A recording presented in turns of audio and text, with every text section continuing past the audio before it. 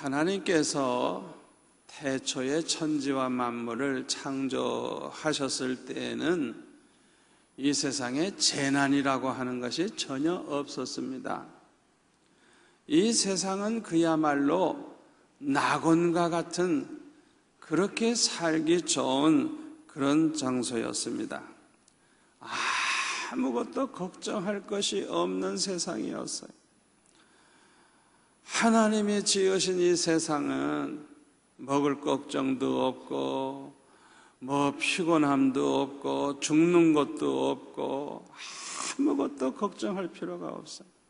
뻘거벗고 잠을 자도 감기 걸리는 것이 없어요. 집을 따로 지을 필요도 없어요. 성경에 보면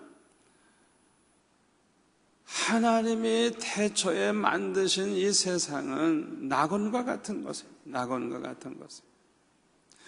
그런데 인류의 조상인 아담과 하와가 하나님께서 따먹지 말라고 하신 선악과를 따먹음으로 범죄한 다음부터는 저주를 받아서 이 세상에 재난이 일어나기 시작을 했습니다. 그리고 이 재난은 오늘까지 끝일 새가 없이 계속되고 있어요. 그런데 오늘 본문에 보면은 예수님께서 말씀하시기를 예수님이 재림하실 날이 가깝게 되면 재난이 크게 일어날 것이라고 이렇게 말씀을 하셨어요. 오늘 본문에 보니까 난리와 난리 소문을 듣겠으나 너희는 삼가 두려워하지 말라. 이런 일이 있어야 하되. 이런 일이 있어야 한대요. 잘 보세요, 성경을. 있어야 하되 아직 끝은 아니니라.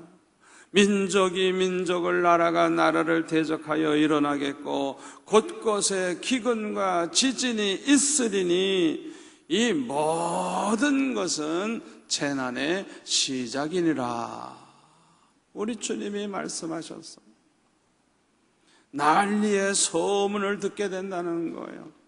여기서도 난리가 일어나고 저기서도 난리가 일어나고 민족이 민족을, 나라가 나라를 대적하여 막 일어나고 더 기근이 일어나고 지진이 일어나고 그러는데 이것은 재난의 시작에 불과하다는 거예요. 시작에 불과하다는 거예요. 그러니까 이거는 시작에 불과하지 이 외에 더 큰 재난들이 많이 일어날 것을 예수님이 여기서 말씀하고 있는 거예요. 그래서 마태복음 24장 20절에 보면은 너희가 도망하는 일이 겨울에나 안식일에 되지 않도록 기도하라. 이는 그때에 큰 환난이 있겠습니다. 창세로부터 지금까지 이런 환난이 없었고 후에도 없으리라.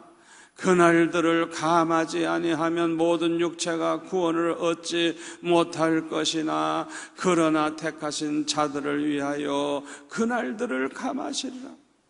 얼마나 큰 환난이 우리에게 오는지 하나님께서 그 날을 단축시켜서 짧게 끝나도록 하나님이 그렇게 해주지 아니하면 구원 얻을 육체가 없다는, 살아남을 인간이 하나도 없다는, 다 그걸 견디지 못하고 다 죽을 거라는 거예요.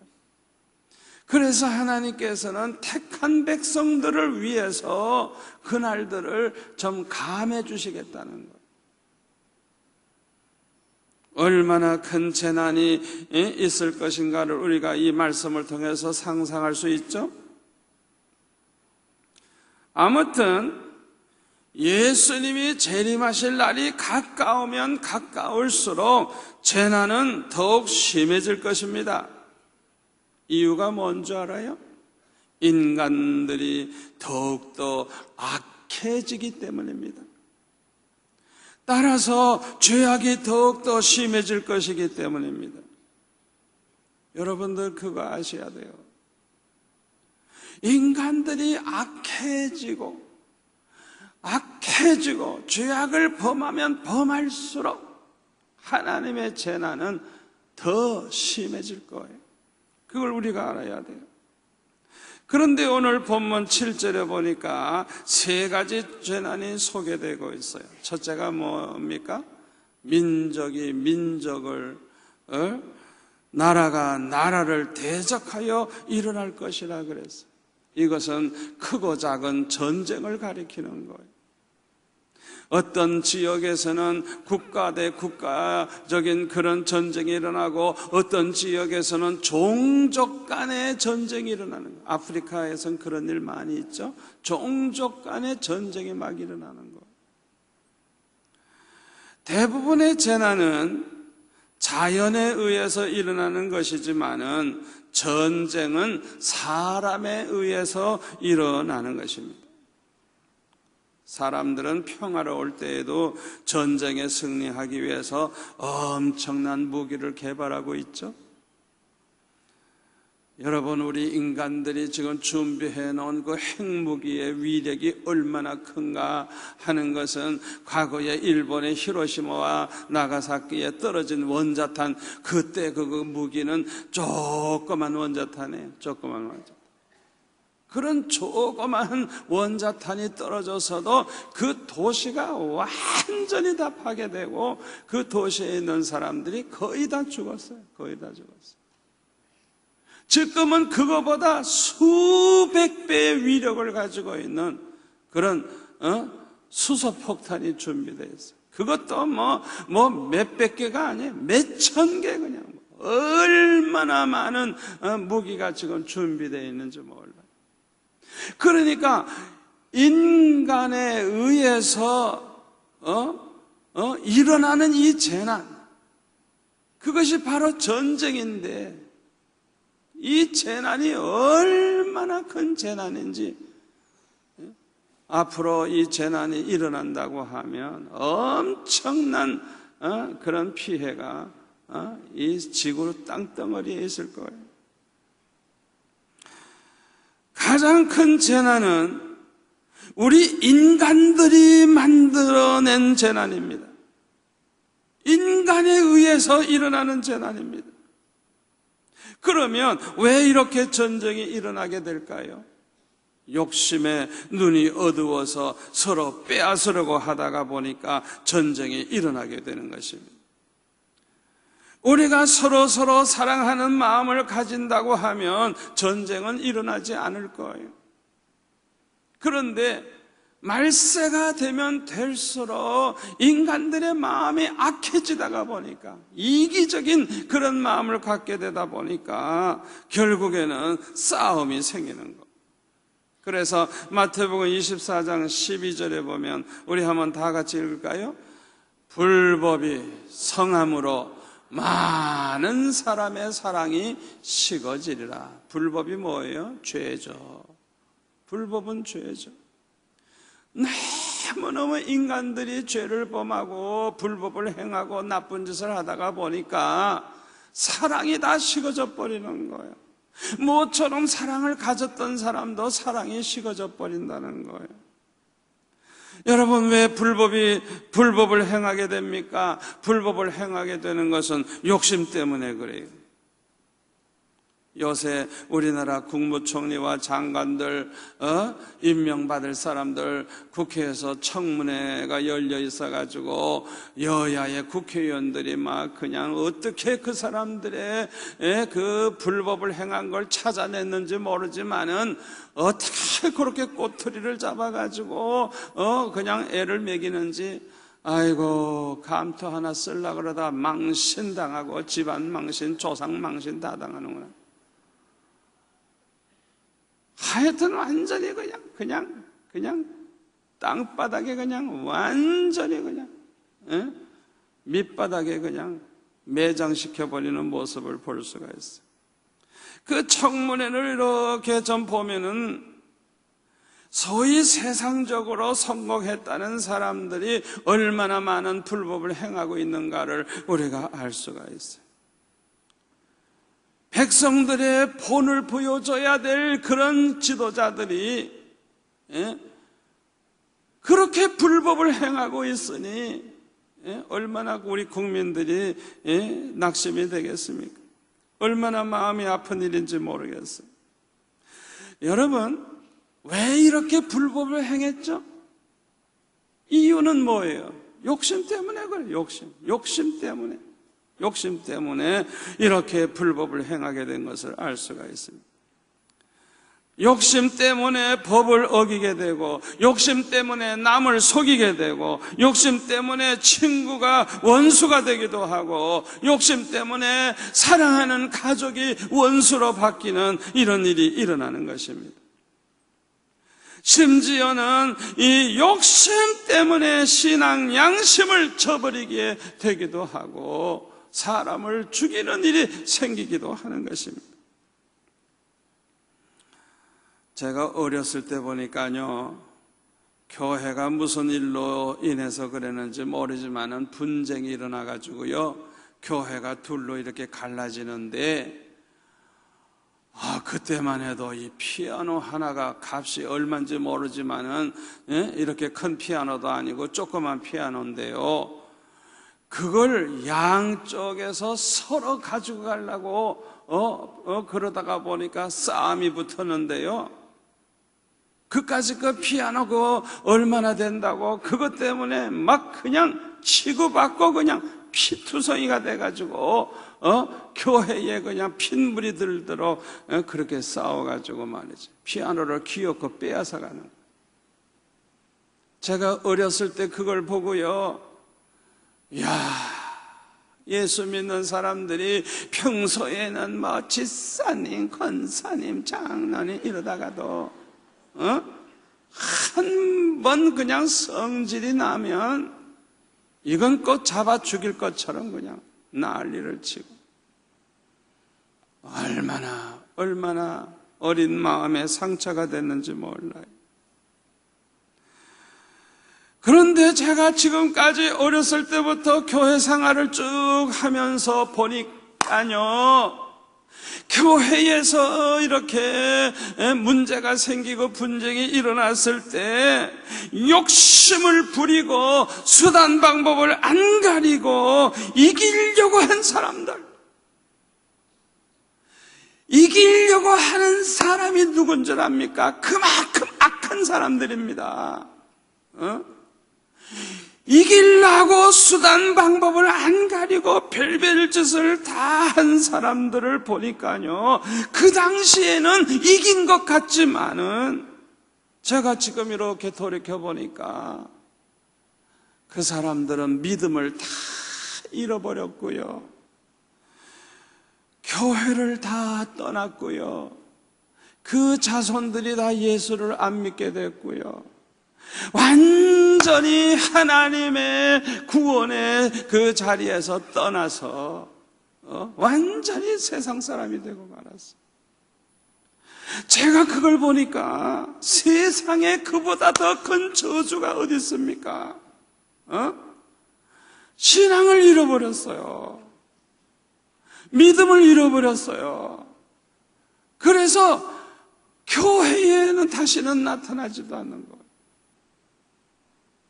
나쁜 짓을 제일 많이 해놓고, 그 당시는 막 그냥 제일 그냥 피 흘려 싸우고, 도대체 뭘 위해 싸운 거예요?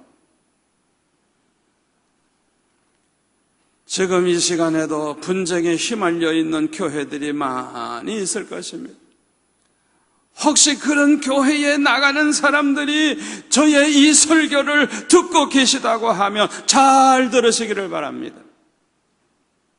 교회에 분쟁이 일어났을 때는 우리 한번 따라서 할까요? 져주는 사람이 이기는 사람이다. 져주는 사람이 이기는 사람이에요. 우리 한번 더 따라 할까요? 져주는 사람이 복을 받게 된다. 아멘. 제가 수십 년 어렸을 때부터 신앙생활을 지금까지 해오면서 제가 어렸을 때부터 그 교회 생활하면서 보니까요, 교회에서 문제가 생겼을 때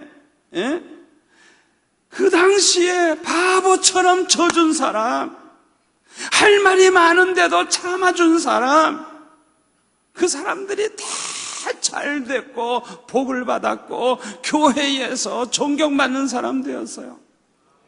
그러나 그냥 그 악질적인 그런 성품이 그대로 나타나가지고 결사적으로 싸우고 결사적으로 이기려고 하고 그냥 별별 짓을 다 한 사람들은 그 당시는 의기양양하고 그 당시에는 뭔가 되는 것 같지만은 결국에는 하나님으로부터 버림받아가지고요, 믿음을 잃어버렸어. 믿음을 잃어버리니까 교회를 안 넣어. 그리고 술 먹고 담배 먹고 그냥 바람 피고 별별 짓 하고, 그 아버지의 그 아들이 되고 그 어머니의 그 딸이 돼가지고 교회에서 이제는 찾아볼 수가 없어. 하나님의 백성의 그 세계에서 완전히 떠나버렸어. 세상에 그보다 더 큰 저주가 어디 있겠어요? 여러분, 교회가 이렇게 문제가 생길 때 가장 좋은 방법이 뭔 줄 압니까? 우리 한번 따라서 합시다. 입을 꼭 다물고 기도만 하는 것이다. 아멘. 여러분 꼭 명심하시기 바랍니다. 어리석게 이편 저편 들지 마세요. 여러분, 우리가 생각해 보세요. 진정 우리가 예수 믿는 사람이라고 하면 우리는 다 하나님의 한 가족입니다. 천국에 가서 영원히 함께 살 사람입니다. 어떻게 우리가 싸울 수가 있겠어요? 어떻게 그렇게 이기적인 마음을 가지고 욕심을 내고 그렇게 거짓말하고 수단방법 안 가리고 어떻게 그런 짓 할 수가 있겠어요? 자기가 정말 예수 믿는 사람이라면, 정말 하나님의 자녀라고 하면 그렇게 할 수가 없어요. 어리석은 짓 하지 마세요. 가장 지혜로운 사람이 누구냐? 입 딱 다물고 기도만 하는 사람. 아멘.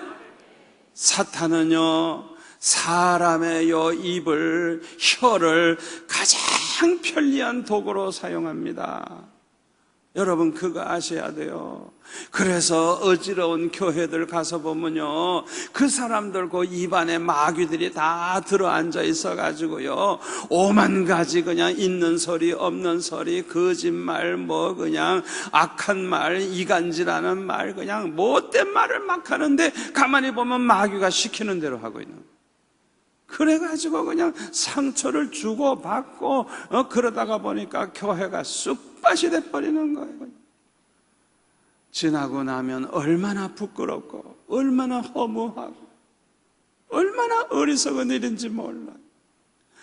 지금 이 설교를 듣는 여러분들 가운데 그런 분쟁이 일어난 교회 나가는 분이 있다고 하면 오늘 이 말씀을 꼭 명심하시기를 바랍니다. 이제라도 입을 꼭 다무시기를 바랍니다. 기도만 하시기를 바랍니다. 그러면 성령이 다 해결해 주십니다. 하나님이 다 해결해 주십니다. 아멘. 이 세상에서 제일 큰 재난이 뭐냐? 인간들이 만들어내는 재난. 다시 말하면 서로 악한 마음을 가지고 미워하고 욕심에 눈이 어두워서 싸우다가 보니까 일어나는 재난이 가장 큰 재난이에요. 1, 2차 세계 대전을 통해서 어떤 일이 일어났습니까? 일본과 독일이 많은 나라를 점령했습니다. 엄청나게 많은 사람을 죽이고 평화로운 나라들을 그냥 다 점령을 하고 그렇게 못된 짓을 했어요. 그러나 나중에 보면 독일과 일본은 완전히 쑥밭이 되고 말았습니다. 나쁜 짓 하는 그 나라가 가장 아주 처절하게 그렇게 망하고 말았어요. 그건 하나님의 심판인 줄로 믿습니다. 얼마나 큰 재난입니까? 전 세계가 전쟁에 휘말려가지고 얼마나 고생들 했어요. 얼마나 많은 사람이 죽고 부상을 당하고 장애자가 되고. 우리나라는 6.25 때 저 스탈린, 김일성과 같은 무신론자 유물주의자들이 세계를 공산화하겠다고 하는 생각을 가지고 이 남한을 쳐들어옴으로써 6.25 전쟁이 일어났죠. 그때 저는 10살이었어요. 지금도 아주 생생하게 기억이 납니다. 저는 서울에서 살았는데 하여튼 서울의 전체 건물이 다 그냥 파괴가 돼가지고 그저 길거리 다니면 다 무너진 집뿐이에요. 무너진 집. 그 피해가 얼마나 큽니까? 세상에 이보다 더 큰 재난이 어디 있겠어요? 두 번째 재난은 기근이 일어날 것이라고 주님이 말씀하셨습니다. 흉년이 계속되다가 보면 기근으로 많은 사람이 굶어 죽게 돼요. 여러분, 이 기근이 계속 일어나는 건 저주입니다.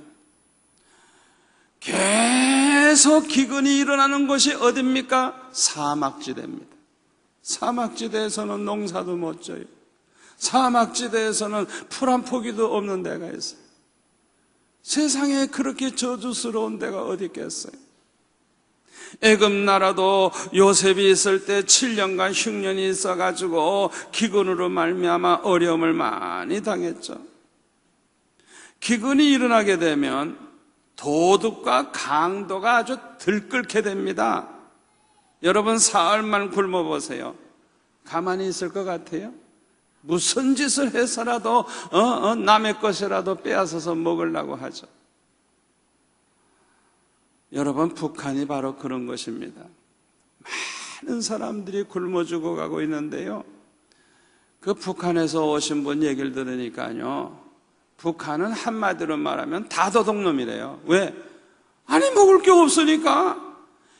하여튼 수단 방법을 안 가리고 도둑질 해야 사는 거예요. 그렇지 않으면 살 길이 없는 거예요. 그냥 굶어 죽는 거예요. 죽는 거예요. 우리도 마찬가지예요. 사흘만 굶어보세요. 눈이 뒤집어지지. 예?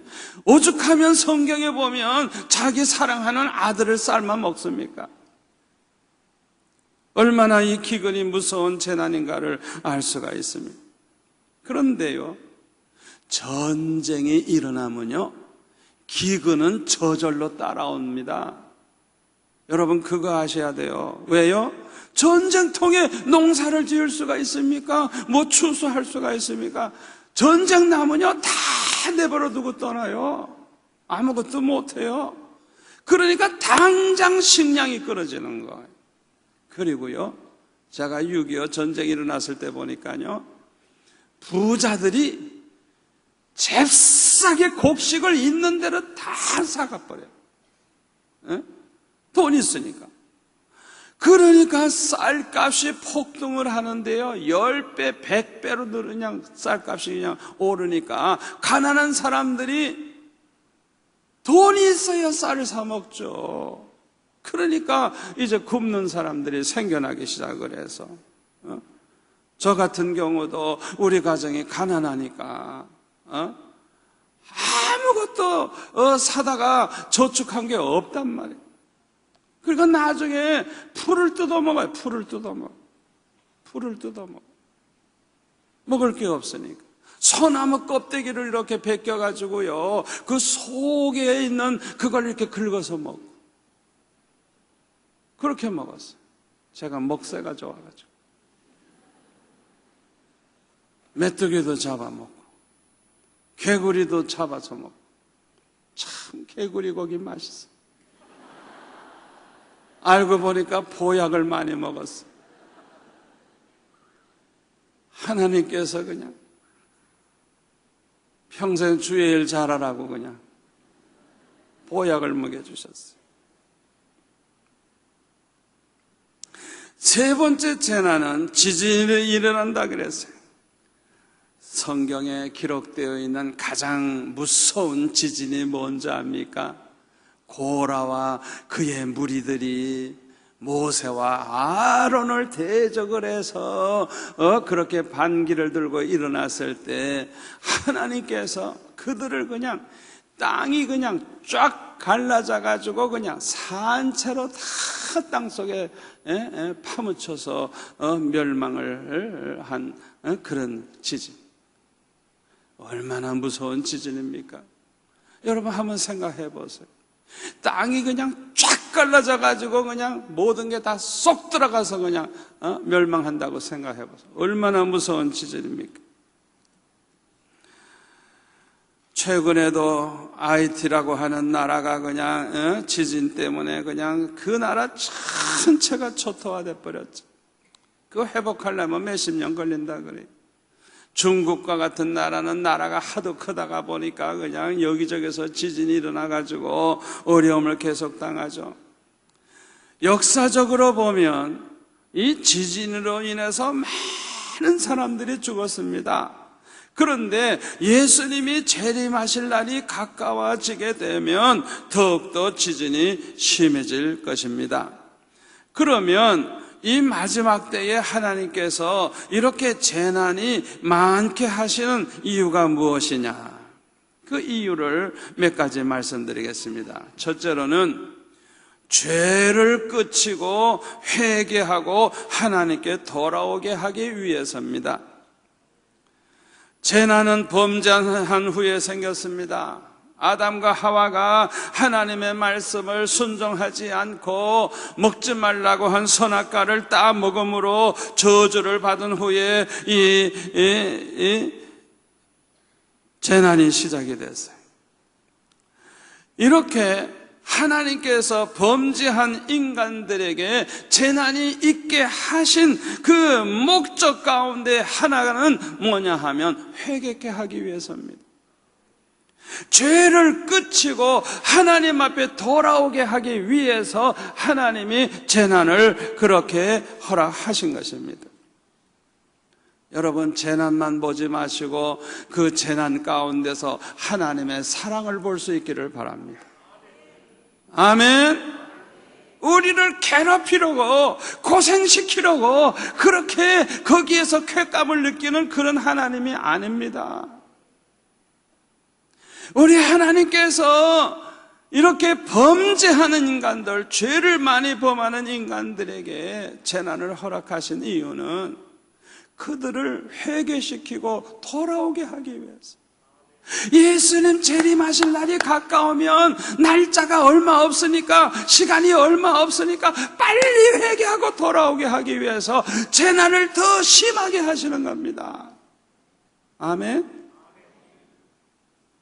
한국교회가 급성장하고 큰 부흥을 했을 때가 언제인 줄 압니까?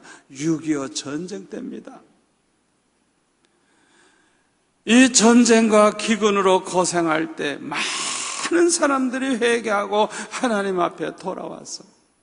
이 부산 같은 데는요, 6.25 전쟁이 일어나기 전에는요, 교회가 몇 개밖에 없었어요. 철안교회, 부산진교회, 중앙교회. 이 중앙교회는 일본 교회가 이제 그 해방 후에 한국교회로 그렇게 바뀐 거예요. 또 부전교회 등등 몇 교회밖에 없어요.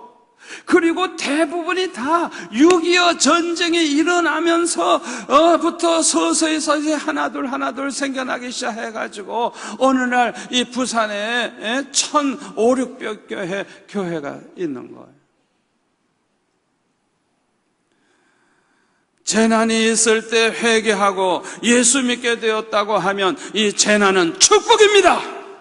축복입니다. 아멘. 재난은 괴로운 것이지만 그 재난 때문에 죄를 끊어버리고 하나님 앞에 돌아왔다고 하면 그 재난은 그 가정의 축복인 줄로 믿습니다. 우리 교회 권사님 가운데 한 분은요, 남편이 예수를 안 믿는데 그냥 안 믿는 것이 아니라 예수 믿는 그런 부인을 그냥 얼마나 때리고 얼마나 박해를 했는지 몰라요. 그래서 제가 그 가정에 지금 한 30여 년 전에 신방을 갔을 때 보면요, 그 가정에는 언제나 초상집이에요. 초상집. 왜? 밤낮 그냥 못 살게 굴고 행패를 부리니까 초상집에. 그런 남편이 예수 믿고 돌아오리라고 누가 생각했겠어요? 그런데요, 그 남편이 큰 병에 걸렸어요. 잘못하면 이제 죽게 생겼어요. 그러니까요, 어떻게 된 심판인지 그 남편이 병원에 들어가서 있는 동안에 결국에는 예수 믿게 되고 돌아와서 얼마나 아름답게 변화가 됐는지. 천사 같아요, 천사 같아요. 세상의 그 악독함이 다 사라지고 얼마나 점잖하고 온순하고 양과 같이 변했는지. 그뿐만 아니라 그 많은 재산 가지고 주의 일을 많이 했어요. 얼마나 좋은 일을 많이 했는지 몰라요. 그 큰 병은 축복인 줄로 믿습니다. 비록 그 병 때문에 병원에 들어가서 고생도 하고 그랬지만은 그 병 때문에 죄를 회개하고 그 병 때문에 죄를 끊어버리고 그 병 때문에 예수 믿어 구원받았으니 축복인 줄로 믿습니다. 두 번째로 이 마지막 때에 하나님께서 재난이 많게 하신 두 번째 이유는 하나님이 크게 들어쓰실 수 있는 하나님의 사람을 만들기 위해서입니다. 욥기 23장 10절에 보면 우리 한번 같이 읽을까요? 그러나 내가 가는 길을 그가 아시나니 그가 나를 단련하신 후에는 내가 순금같이 되어 나으리라. 아멘. 우리가 가는 길을 우리 하나님은 다 알고 계실 줄로 믿습니다. 우리 하나님께서 우리를 연단하시고 단련하신 후에는 우리가 뭘로 변해요? 정금으로 변하는 것, 순금으로 변하는 것. 아멘. 그래서 아주 귀하게 쓰임받는 하나님의 사람이 되는 거예요. 성경에 보니까요, 위대한 인물들을요, 하나님께서 편안하게 키우시질 않았어요. 하나님께서 영광을 받으시는 그런 인물이 되게 하시기 위해서 하나님께서 얼마나 많은 고난을 당하게 하셨는지 몰라요. 얼마나 많은 연단을 하셨는지 몰라요. 요셉을 생각해 보세요. 요셉은 17살 때 형들이 팔아버렸죠. 노예로 팔아버려가지고 쇠사슬에 묶여가지고 질질 끌려가지고 마치 짐승 끌고 가듯이 그렇게 끌려가가지고 애굽에 가서 노예가 됐죠. 우리가 그냥 뭐 이야기로 들으니까 간단하지 실제로 그 일을 당했다고 생각해 보세요. 얼마나 고통이 심했겠어요.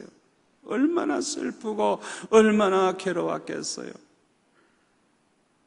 그렇게 어려움을 당하게 하시고 또 억울하게 누명을 쓰고 감옥에 들어가서 언제 죽을지 모르는 그런 상황에 있었지만은 우리 하나님께서는 이렇게 큰 재난을 통해서 연단을 받게 하시고 나서 어떻게 했어요? 애굽의 총리로 세워서 하나님이 영광을 받으시고 이스라엘 백성들을 수백만으로 이렇게 큰 민족이 되게 하지 않았어요? 아멘? 아멘? 여러분들 중에 재난을 당하신 분 있습니까? 어려움을 당하시는 분 있습니까? 낙심하지 마시기를 바랍니다. 재난 중에 이렇게 하나님 앞에 믿음을 지키고 나아간 사람들은 반드시 하나님께서 귀하게 쓰신다는 걸 믿으시기를 바랍니다. 다윗도 생각해 보세요. 다윗이 왕이 되기 전에 얼마나 어려움이 많았습니까?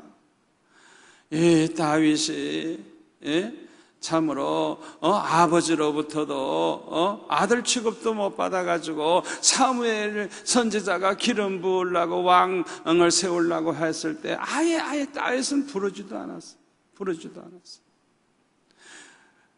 여러분, 대개 막내 아들이라고 하면 그저 애지중지 부모가 사랑하고 항상 아버지 품에 안고 무릎 위에 앉아서 노는 게 막내 아들이에요.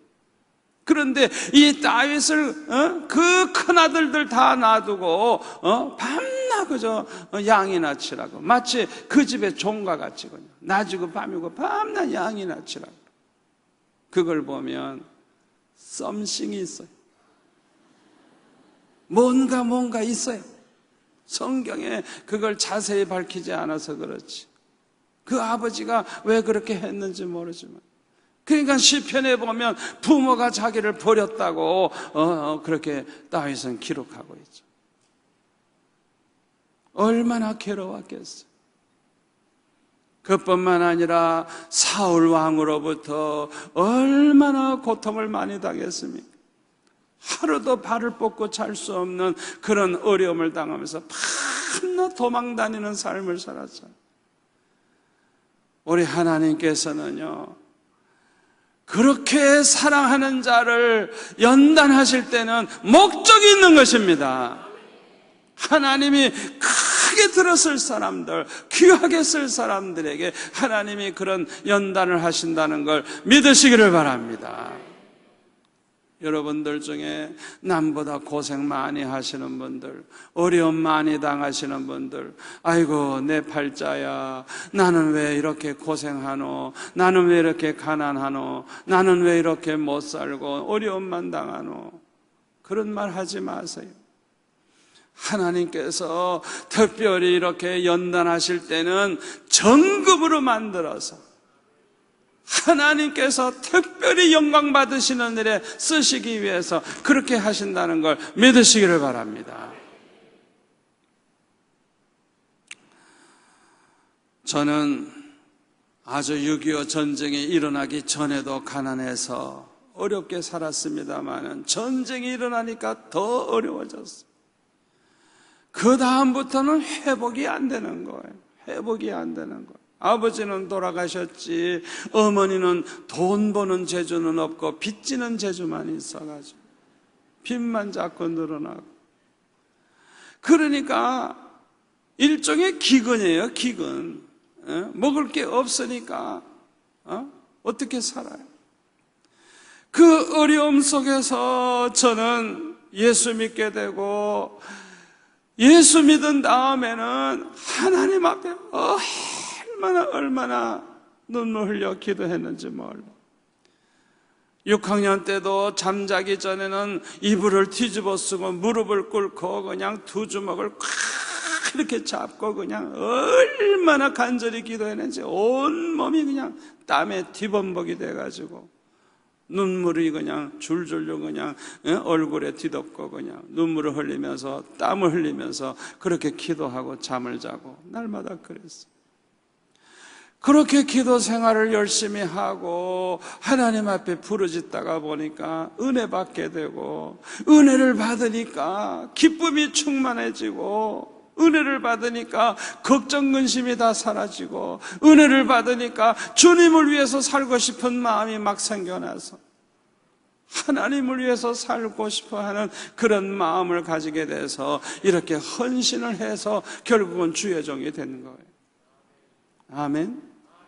아멘. 우리 하나님께서는요, 하나님이 귀하게 쓰실 그릇을 만들기 위해서는 반드시 여러 가지 방법으로 연단하신다는 걸 믿으시기를 바랍니다. 우리 하나님께서 귀하게 쓰시는 그릇은 어떤 그릇이에요? 깨끗한 그릇이죠. 디모데후서 2장 20절에 보면은 우리 한번 같이 읽을까요? 큰 집에는 금그릇과 은그릇뿐 아니라 나무그릇과 질그릇도 있어 귀하게 쓰는 것도 있고 천하게 쓰는 것도 있나니, 그러므로 누구든지 이런 것에서 자기를 깨끗하게 하면 귀히 쓰는 그릇이 되어 거룩하고 주인의 쓰심에 합당하며 모든 선한 일에 준비함이 되리라. 아멘. 아멘. 여러분 가운데 어떤 어려움을 가지고 이 자리에 나오신 분 계시다고 하면 이 말씀을 꼭 붙잡으시기를 바랍니다. 말씀을 붙잡으시기를 바랍니다. 여러분들을 하나님께서 귀하게 쓰는 그릇으로 하나님께서 만들어 주시는 줄 믿습니다. 여러분, 이 말씀을 언제나 붙잡고 나아가면 반드시 여러분들은 귀한 하나님의 일꾼이 될 것입니다. 세 번째로, 이 마지막 때에 하나님께서 재난이 많게 하시는 이유가 뭐냐? 우리에게 더 큰 축복을 주시기 위해서입니다. 할렐루야. 욥은 얼마나 큰 재난을 당했어요. 그냥 하루 사이에 그냥 자기 재산 다 잃어버리고 10명의 자녀들이 다 한꺼번에 죽어버리고, 세상에 그런 재난이 어디 있겠어요. 또 자기 몸에는 또 병이 생겨가지고 무슨 병인지 정확하게 모르지만은 기와장을 가지고 자기 몸을 그냥 긁어야 될 정도로 그렇게 고생을 하고, 그렇게 많은 어려움을 당했지만은 나중에 보면 갑절의 축복 받았잖아요. 아멘? 아멘? 창세기 26장에 보면 이삭 때에도 큰 흉년이 들었다 그랬어요. 아브라함 때도 흉년이 있었지만 이삭 때에도 흉년이 있었다 그랬어요. 그러나 거기 12절에 보면 그 해에 농사를 졌더니 100배 회복을 받았다 그랬어요. 할렐루야. 할렐루야. 여러분, 하나님의 사람들에게 이렇게 큰 시험이 올 수도 있고 재난이 올 수도 있지만은 성경을 가만히 보니까 하나님께서 더 큰 축복을 허락하셨어요. 그러므로 우리는 흉년이 들었다고 해서, 기근이 왔다고 해서, 부도가 났다고 해서 낙심하거나 원망해서는 안 될 줄로 믿습니다. 이럴 때는 오직 하나님께 기도해야 됩니다. 우리에게 재난이 오면 기도하라고 하는 사인인 줄 아시고 입을 꼭 다물고 기도만 하시기를 바랍니다. 말 많이 하지 마세요. 따지지 마세요. 쓸데없는 짓입니다.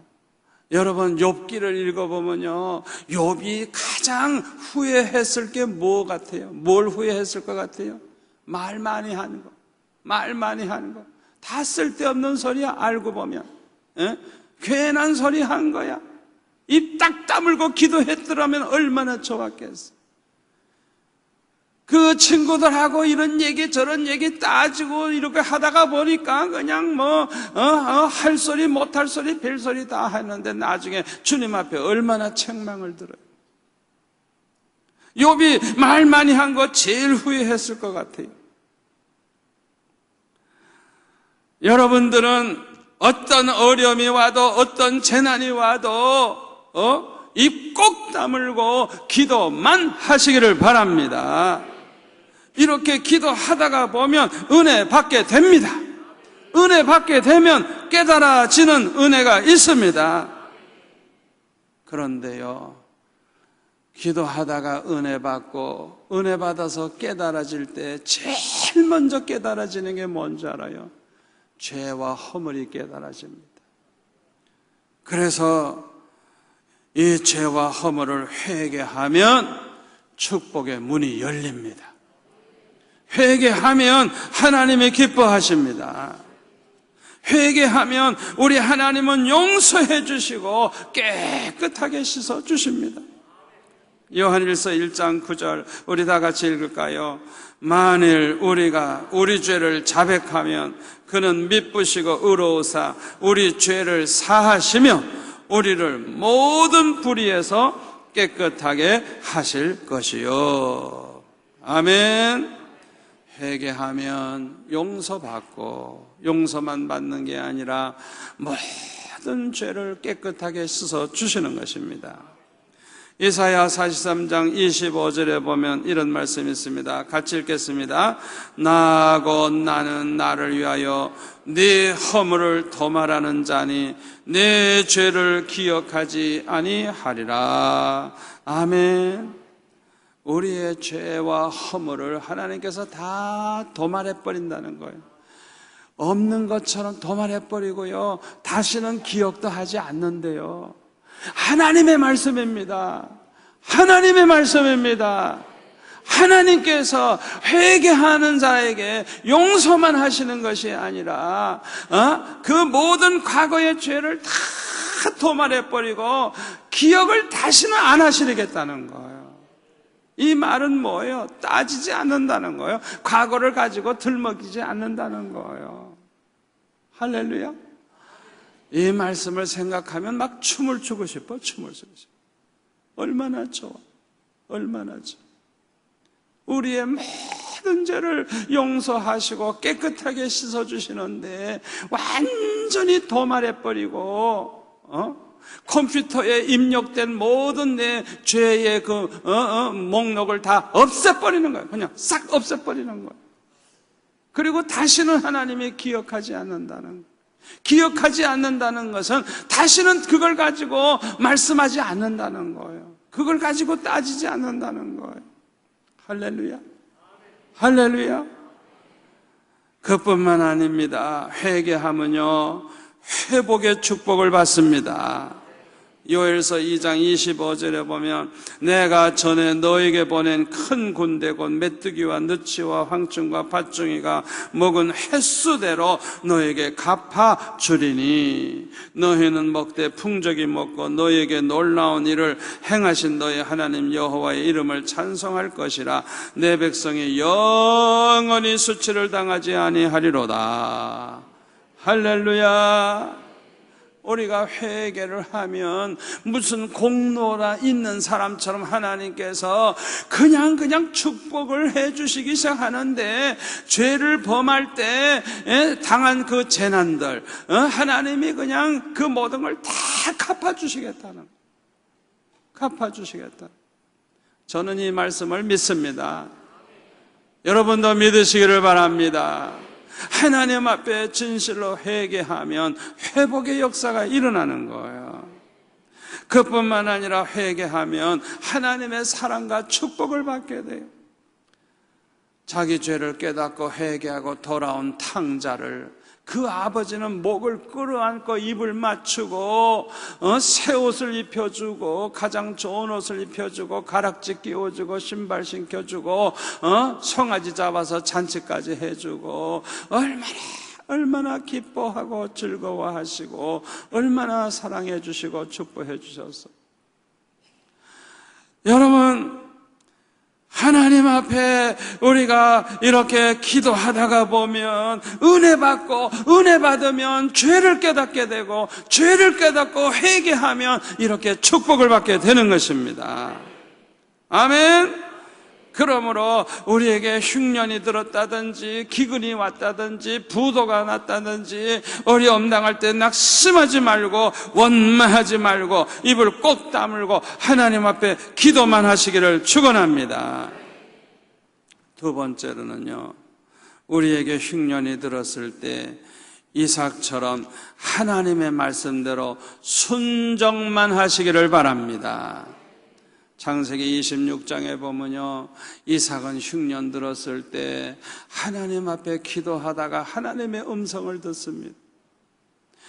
하나님께서 특별히 하시는 말씀이 뭐냐 하면 애굽으로만 내려가지 마라.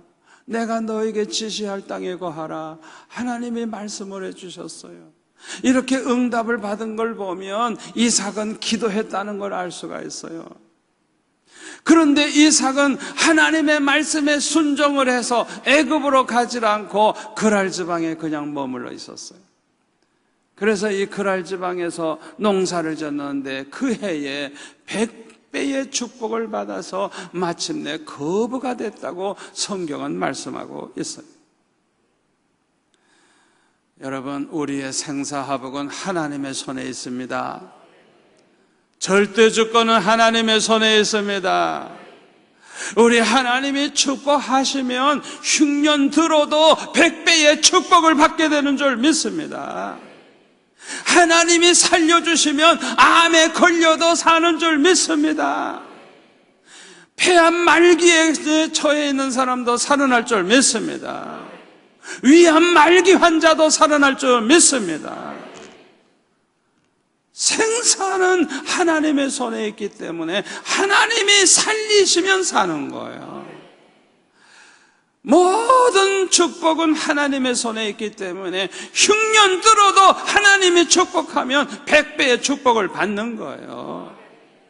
IMF가 와도 하나님이 축복하면 잘 되는 거예요. 아멘. 여러분, 우리 예수 믿는 사람은 환경 보고 걱정할 필요가 없어요. 세상 돌아가는 것만 보고 걱정할 필요가 없어요. 세상이 아무리 살아가기 어렵고 어려움이 많아도 하나님만 함께 해주시고 하나님만 축복해 주신다고 하면 잘 될 줄 믿습니다. 이 믿음 가지고 살아야 돼. 언제나 우리는 세상만 바라보지 말고 하나님 바라보는 저와 여러분 될 수 있기를 바랍니다. 이게 믿음의 사람들. 그런데 이렇게 이삭이 축복을 받아서 거부가 되니까 이삭을 시기 질투하는 사람들이 생겨났어요. 아주 악독한 사람들이죠. 불량배들이에요. 이들이 이삭에게 찾아와서 창세기 26장 12절에 보면은 이삭이 그 땅에서 농사하여 그 해에 100배나 얻었고 여호와께서 복을 주심으로 그 사람이 창대하고 왕성하여 마침내 거부가 되어서 양과 소가 때를 이루고 종이심이 많음으로 블레셋 사람이 그를 시기하여 그 아버지 아브라함 때에 그 아버지의 종들이 판 모든 우물을 다 막고 흙으로 메워버렸어요. 다시 말하면 너 모든 거 잘 되고 잘 사는 거 눈 뜨고 볼 수가 없다 이거야. 떠나라 이거야. 없어지라 이거야. 그래가지고 살 수 없도록 우물을 다 메워버린 거야. 우물이 없으면 어떻게 살아요? 아마 이삭의 식구가 적어도 수백 명은 됐을 텐데 많은 종들 거느리고 그 하나님이 축복해줘서 재산도 어마어마하니까 소떼 양떼가 얼마나 많았겠어. 수백 명의 식구가 우물 없이 어떻게 살아요? 그러니까 빨리 떠나라, 못 살게 하는 거야. 이때의 이삭은 이들과 싸우지를 않고 모든 것을 다 그곳에 버리고 그것을 떠나게 됩니다. 이삭은 예수님의 말씀대로 순종한 거예요. 우리 예수님이 뭐라 그러셨어요? 달라는 자에게는 달라는 대로 주라 그랬어요. 겉옷을 달라고 하는 자에게 뭐까지 주라고요? 속옷까지 주라 그랬어요. 예수님의 말씀이에요. 사도 바울은 로마서 12장 17절에 보면 이렇게 말씀하고 있습니다. 아무에게도 악을 악으로 갚지 말고 모든 사람 앞에서 선한 일을 도모하라. 할 수 있거든. 너희로서는 모든 사람과 더불어 화목하라. 모든 사람, 선한 사람, 악한 사람, 좋은 사람, 나쁜 사람, 모든 사람과 더불어 화목하라. 내 사랑하는 자들아, 너희가 친히 원수를 갚지 말고 하나님의 진노하심에 맡기라. 기록되었으되 원수 갚는 것은 내게 있으니 내가 갚으리라고 주께서 말씀하시느니라. 내 원수가 줄이거든 먹이고 목마르거든 마시게 하라. 그리함으로 내가 숯불을 그 머리에 쌓아놓으리라. 악에게 지지 말고 손으로 악을 이기라. 사도 바울은 이렇게 말씀하고 있어요. 여기 사도 바울이 아주 중요한 하나님의 말씀을 인용하고 있어요. 그게 뭐예요? 원수 갚는 것은 내게 있으니, 하나님 말씀이에요. 원수 갚는 것은 내게 있으니 내가 갚으리라. 너희들이 갚으려고 하지 마라. 내가 갚아주겠다. 하나님의 말씀이에요. 여러분, 이 말씀을 믿으시기를 바랍니다. 우리가 아무리 억울해도, 아무리 분통이 터져도 내가 스스로 보복하려고, 내가 원수를 갚으려고 그러면 안 돼요. 똑같은 인간 돼요. 그러면 똑같은 인간. 잘못하면 더 악한 자가 돼요. 더 악한 자가 돼요. 하나님께 맡기라는 거예요. 하나님이 다 갚아주신다는 거예요. 우리 인간에게 가장 고통을 주는 것은 역시 인간들입니다. 이 세상에서 제일 무서운 존재가 누구예요? 사람이에요. 사람. 왜? 악독한 인간들은요, 짐승들이 할 수 없는 일을 해요. 히틀러는요, 유대인 600만 명을 죽였어요. 세상에 그런 인간이 어디 있어요? 짐승이 그렇게 할 수 있어요? 못해요. 아무리 사나운 짐승도 그런 일을 안 해요. 못해요. 그러나 인간은 그런 짓을 하는 거예요. 소련의 스탈린과 같은 인간이 얼마나 많은 사람 죽였는지 몰라. 그 스탈린 때문에 러시아 사람은 물론이고 전 세계에서 죽은 사람들이 얼마나 많은지 몰라. 북한의 저 김일성이 때문에 이 나라가 두동강이가 나고 얼마나 많은 사람들이 수백만 명씩 굶어 죽고 전쟁에 죽고. 여러분, 곰곰이 생각해 보세요. 저 김일성이 때문에 이 나라가 얼마나 고통을 당합니까? 생각해 보세요. 이스라엘 백성들이 애굽에 있을 때 이스라엘 백성들을 괴롭힌 게 누구예요? 애국 왕 바로 아니에요? 이스라엘 사람들 가운데 아들을 낳으면 다 죽이라 그랬어요. 세상에 그런 악독한 인간이 어디 계세요? 완전히 종족을 없애버리려고 하는 거예요. 그건. 일제시대는 일본 사람들이 한국을 식민지로 삼고 얼마나 괴롭혔습니까? 여자 처녀들을 정신대로 붙잡아 가지고 그렇게 많은 죄를 범하고, 또 전쟁터에 남자들 끌고 가고 탄광에 집어넣고 얼마나 고통을 많이 당했어요. 가장 고통을 줄 수 있는 존재가 인간이에요. 인간. 이렇게 그랄 사람들이 이삭을 괴롭히고 내쫓았지만은 하나님께서는 이삭과 함께 하셨습니다. 그리고 이삭이 하는 일마다 형통케 하셨습니다. 이삭을 괴롭히는 인간이 있지만은 하나님이 함께 하시고 하나님이 형통케 하시니까 더 잘 되는 복을 받았어요.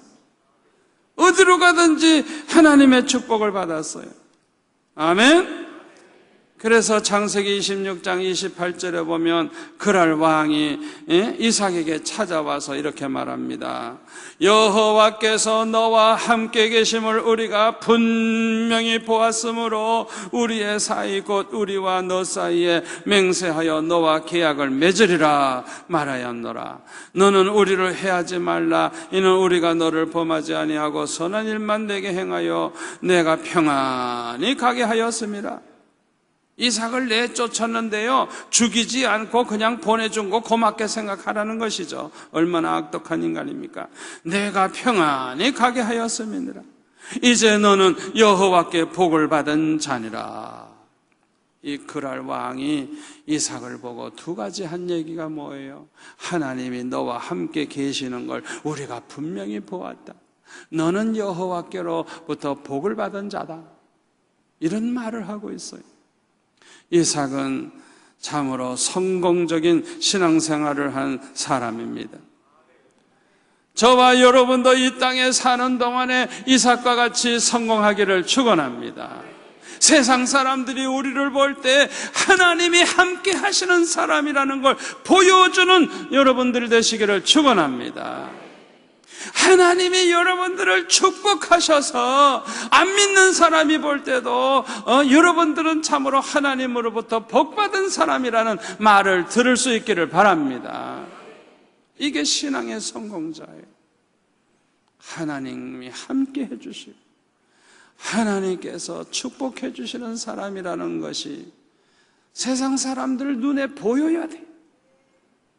그래야 우리가 성공적인 신앙생활을 하는 사람이에요. 아멘. 우리는 이삭을 본받아야 할 줄로 믿습니다. 악한 사람과 대적하여 싸우지 말고 다 내려놓는 거예요. 하나님께 맡기고 내려놓는 거예요. 그랬더니 하나님께서 함께 하시고 어디를 가든지 우물을 팔 때마다 물이 쏟아져 나오게 하시고 한 번도 헛수고하지 않고 항상 우물이 나오게 하시고 하나님께서 축복을 해 주시는 것을 볼 때 저와 여러분은 이삭을 본받아야 할 줄로 믿습니다. 여러분, 우리가 이 마지막 때 재난이 많은 때에 꼭 붙잡고 살아야 할 말씀이 있습니다. 그게 뭐냐 하면 로마서 8장 28절입니다. 우리 한번 다 같이 로마서 8장 28절을 다 같이 한번 읽겠습니다. 우리가 알거니와 하나님을 사랑하는 자 곧 그의 뜻대로 부르심을 입은 자들에게는 모든 것이 합력하여 선을 이루느니라. 아멘. 여러분, 이 말씀을 꼭 붙잡고 살아가시기를 바랍니다. 어떤 재난이 일어나도, 어떤 환난이 와도, 어떤 시험이 와도, 어떤 고난이 와도 절대로 낙심하지 마시기를 바랍니다. 절대로 원망하지 마시기를 바랍니다. 하나님께서 반드시 합력하여 선을 이루게 해주신다는 걸 믿으시고 언제나 믿음의 말만 하시기를 바랍니다. 재난이 오거든 이 재난 때문에 하나님께서 더 큰 축복을 주실 것이다. 이 재난을 통하여 하나님이 나를 하나님의 종으로 만들어 주실 것이다. 언제나 믿음의 말만 하시기를 바랍니다. 이 믿음이 얼마나 중요한지 몰라요.